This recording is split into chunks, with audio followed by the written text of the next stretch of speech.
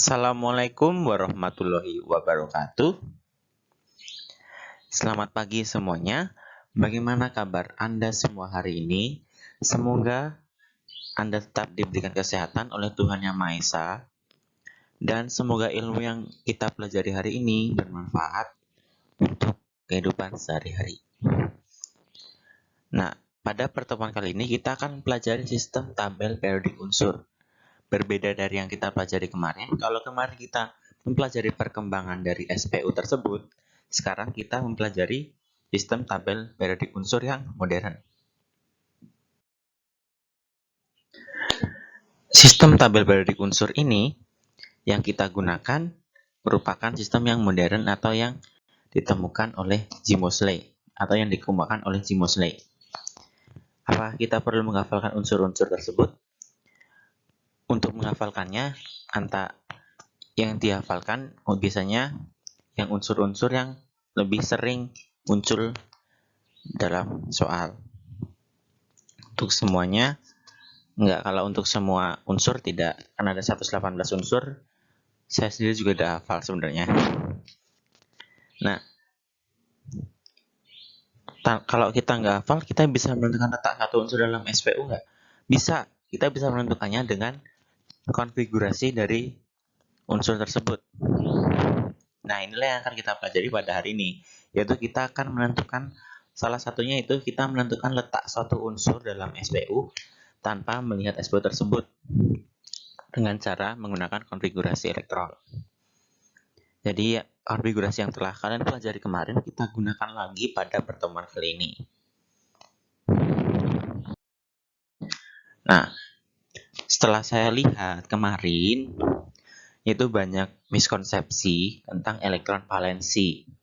Jadi elektron valensi itu elektron yang terletak pada kulit terluar. Kulit terluarnya itu yang mana? Lebih mudahnya, kulit terluar dari suatu atom itu kita lihat dari bilangan kuantumnya yang terbesar. Nah, kemarin yang terbalik itu ada antara 4s dan 3d. Kalian banyak menyebutkan bahwa 3d itu yang termasuk elektron valensi. Padahal yang di elektron valensi itu masuknya di 4s2.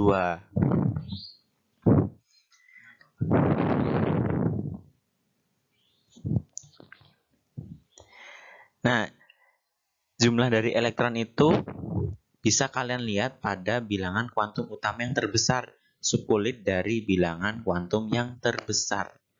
Nah, bilangan kuantum yang terbesar itu masuk ke dalam, bisa dikatakan sebagai kulit terluarnya. Lalu kemarin jumlah maksimal elektron valensi itu 8. Kemarin itu kalian ada yang menyebutkan bahwa ada 16 elektron valensi. Padahal jumlah maksimal dalam suatu elektron valensi suatu elektron itu ada 8. Kenapa 8? Itu samakan sama unsur gas mulia, di mana suatu atom itu stabil jika valensinya ada 8. Dan gas mulia ada valensinya ada 8. Contohnya di sini ya, ada 4Be.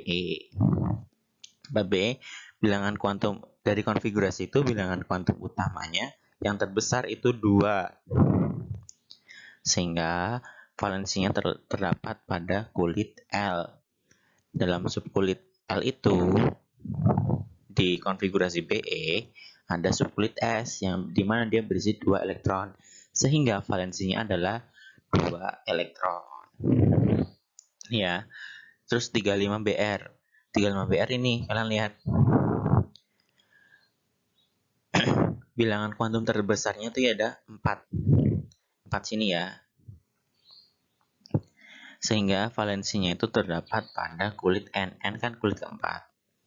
Nah, pada kulit ini terdapat subkulit S dan P, di mana elektronnya ada 2 dan 5. Sehingga berjumlah 7 elektron valensi. Jadi ingat-ingat ya. Jadi, untuk lebih mudahnya kalian lihat kulit mana yang terluar, kalian lihat pada bilangan kuantum utama yang terbesar. Nah, kita masuk pada SPU. SPU itu ada golongan dan periode. Yang pertama kita pahami adalah golongan. Golongan itu yang kan kalian telah melihat bagaimana kemarin telah melihat bagaimana bentuk SPU yang kita gunakan. Kan andai kan bentuknya seperti itu. Nah, golongan ini yang kolom vertikal yang ke bawah. Yang dari atas ke bawah. Pada golongan ini berisi unsur-unsur yang memiliki kemiripan sifat. Nah, jumlah golongan pada sistem periodik itu ada 8 ditulis dengan angka Romawi dan terbagi menjadi 2 kelompok besar, yaitu golongan utama atau golongan A dan golongan transisi atau golongan B. Ini nama-nama lain dari tiap golongan itu. Ada golongan 1A, yaitu alkali, 2A alkali tanah, 3A boron aluminium, 4A karbon, 5A nitrogen fosfor, 6A oksigen belerang, 7A halogen, dan 8A gas mulia. Dan golongan B semua merupakan golongan transisi. Sekarang masuk ke periode. Periode itu bentuknya yang baris atau horizontal, yang dari kiri ke kanan, sesuai dengan bertambahnya nomor atom. Periode ini menyatakan bilangan kuantum utama tertinggi atau tadi kulit terluar yang terisi oleh elektron. Jumlah periode pada SPU yang modern itu ada 7, diberi dengan angka biasa, yaitu 1, 2, 3, 4, 5, 6, dan 7. Kalau golongan tadi pakai angka Romawi diikuti dengan golongan A atau golongan B. Kalau periode hanya 1, 2, 3, 4, 5, 6, dan 7. Nah, ini merupakan tabel SPU-nya ya. Jadi golongan tadi yang bentuknya vertikal dari atas ke bawah, dan periode yang horizontal dari kiri ke kanan. Penyusunannya ini sesuai dengan bertambahnya nomor atom. Jadi 1, 2, terus balik ke Li ini 3, 4, 5, 6, 7, 8, 9, 10, balik ke sini lagi ke 11, 12, dan seterusnya. Kalian lihat, yang saya kotakin ini CA. CA dia itu ada di golongan berapa? Golongan ini 2A dan periode 4. Untuk MN, ada golongan 7B dan periode 4. Yang 2B golongan tadi yang vertikal, 2B, dan yang horizontal yaitu bisa periode 6 untuk Hg. Dan untuk O golongan 6A, periodenya periode 2 horizontal. Untuk xenon dia di golongan 8A, periodenya periode yang horizontal periode 5. Untuk yang letak unsur untuk golongan periode bisa dipahami kan? Masih mudah untuk dipahami. Jadi yang golongan itu yang dari atas ke bawah, periode dari kiri ke kanan. Nah, kita masuk ke hubungan konfigurasi dengan letak suatu unsur. Cara kita menentukan letak suatu unsur tanpa kita mengingat letaknya di mana dalam SPU, kita ingat lagi konfigurasi elektron yang pernah kita pelajari sebelumnya. Nah, salah satu penggunaan dari konfigurasi ini merupakan dapat kita gunakan untuk menentukan golongan dan periode dari suatu unsur dalam SPU tanpa kita melihat SPU tersebut. Nah, untuk menentukan periode ini, kita melihat pada bilangan kuantum utama terbesar atau pada kulit terluarnya. Dan untuk golongan, baik golongan A maupun B, kita lihat subkulit. Kita melihatnya pada subkulit yang terisi elektron terakhir. Nah, bagaimana untuk menentukan golongan A maupun B? Golongan A dan B ini sedikit berbeda, jadi sedikit berbeda, ada samanya, tapi juga ada perbedaannya sedikit. Ini yang akan kita pelajari selanjutnya. Nah, untuk golongan A, kita melihat pada subkulit pada bilangan kuantum terbesar. Subkulit S baik S dan P. Ini sesuai dengan elektron valensi. Jika elektron valensinya berakhir di subkulit S dan pada bilangan kuantum terbesar, jadi yang kalian lihat itu bilangan kuantum terbesarnya dulu. Setelah itu kalian lihat subkulit apa yang ada pada bilangan kuantum terbesarnya untuk golongan A. Jika elektron valensinya di S, maka dia golongan 1A dan 2A. Jika S-nya terisi 1 elektron, dia golongan 1A. Jika S terisi 2 elektron, dia golongan 2A. Untuk golongan 3A sampai 4A itu, kalian lihat bilangan kuantum utamanya juga yang terbesar. Lalu kalian lihat subkulit, ada subkulit S dan subkulit P. Jika dia golongan 3A, maka dia subkulitnya pada kulit terluarnya yaitu S2 dan P1. Jika 4A, S2 dan P2. Jika 5A, S2 dan P3. Jika 6A, S2 dan P4.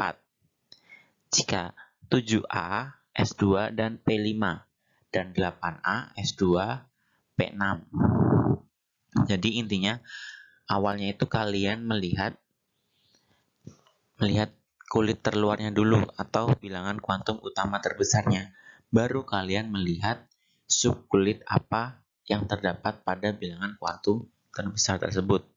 S dan P, maksudnya golongan A. Sebagai contohnya, kita punya unsur 3 litium atau Li. Konfigurasi elektronnya 1s2, 2s2. Nah, kita lihat dulu bilangan kuantum terbesarnya adalah 2. Sehingga unsur tersebut pada periode 2. Ingat tadi, periode ini ditentukan dari bilangan kuantum utama yang terbesar. Nah, untuk menentukan letak golongannya, kalian lihat subkulit pada bilangan kuantum terbesarnya. Bilangan kuantum terbesar tadi 2. Dalam bilangan kuantum ini ada subkulit S. Dia berisi 2 elektron. Nah, tadi kan S dia masuk ke golongan A. Untuk nomor golongannya, kita lihat jumlah elektron terluarnya ada 2, sehingga dia masuk ke golongan 2A. Contoh lain 12 Mg. Konfigurasinya, kita lihat untuk periodenya, kita tadi melihat bilangan kuantum terbesarnya. Bilangan kuantum terbesar pada atom Mg adalah 3. Nanti dia masuk ke periode 3. Untuk menentukan golongannya, dia A atau golongan B, kalian lihat subkulit pada bilangan kuantum terbesar. Ada subkulit S, nanti dia masuk ke golongan A. Lalu, elektron valensi, elektron yang terdapat pada subkulit S ini ada 2, sehingga dia masuk nomor golongannya 2A. Untuk 10 Ne sama, periodenya dia periode 2 karena bilangan kuantum pertama terbesarnya adalah 2. Lalu untuk golongan, dia golongan 8A. 8 dari mana? Dari elektron valensinya ada 8, jumlahnya ada 8. Dan A dari karena dia subkulit S dan P. Sama dengan K, 19K, dia valensinya terbesar ada 4. Dan golongannya lihat pada elektron. Untuk golongan A dan B tadi lihat pada subkulit pada bilangan kuantum terbesarnya. Untuk golongan B tadi ada sedikit berbeda kan? Masih sama, kalian pertama kali lihat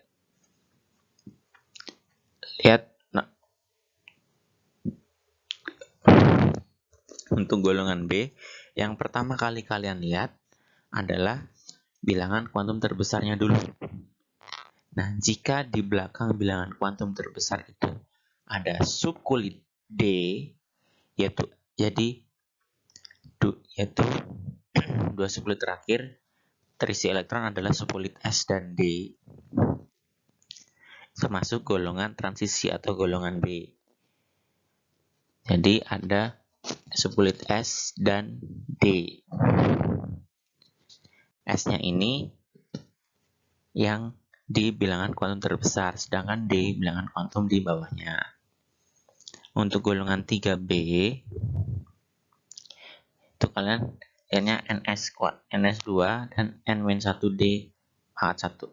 Elektronnya 1. N-1 ini maksudnya, jika biasanya 4S2, berarti 3D1. Jumlah elektronnya ada 3, masuk ke 3B, sama dengan 4B, 5B, yang ini 6B ya. Hilang tulisannya. 7B, 8B. Nah, untuk yang 8B ini, elektron di subkulit D terisi 6 sampai 8 elektron. Jadi jika di subkulit D itu terisi, jika konfigurasinya itu 4S2 3D6 atau 4S2 3D7, 4S2 3D8, mereka masuknya ke golongan 8B. Jika yang 1 sampai 7 kan dia tinggal di jumlahnya sama, yaitu 4S2 3D1, berarti jumlah elektronnya ada 3, masuknya ke golongan 3B.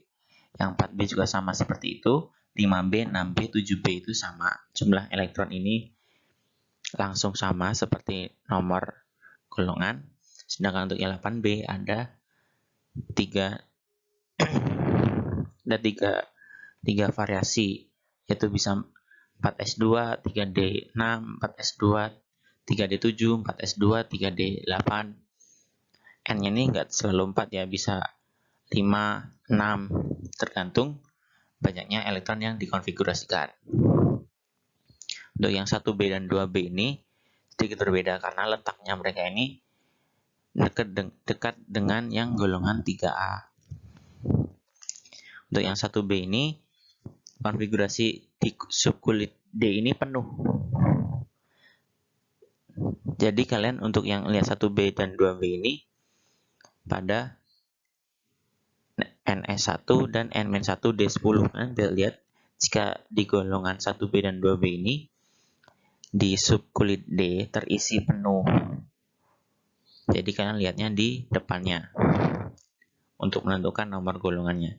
Tapi tetap intinya, jika berakhir di subkulit S dan D, maka itu masuknya ke golongan B.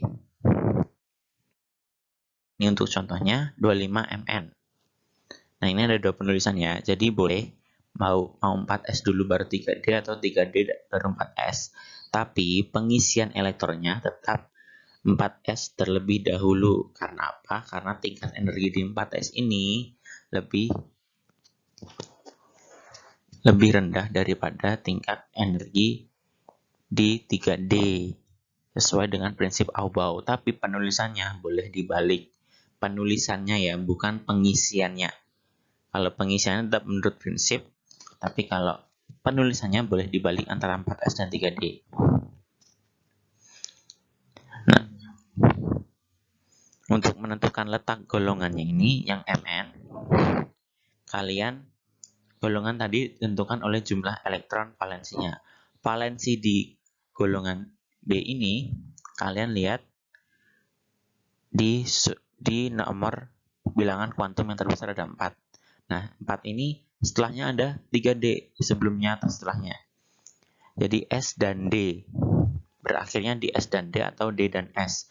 Kalau sehabis D ada P, berarti dia masuknya golongan A, karena yang terakhir ada S dan P. Jadi kalau setelah D atau setelah S ini ada P, berarti dia masuknya golongan A.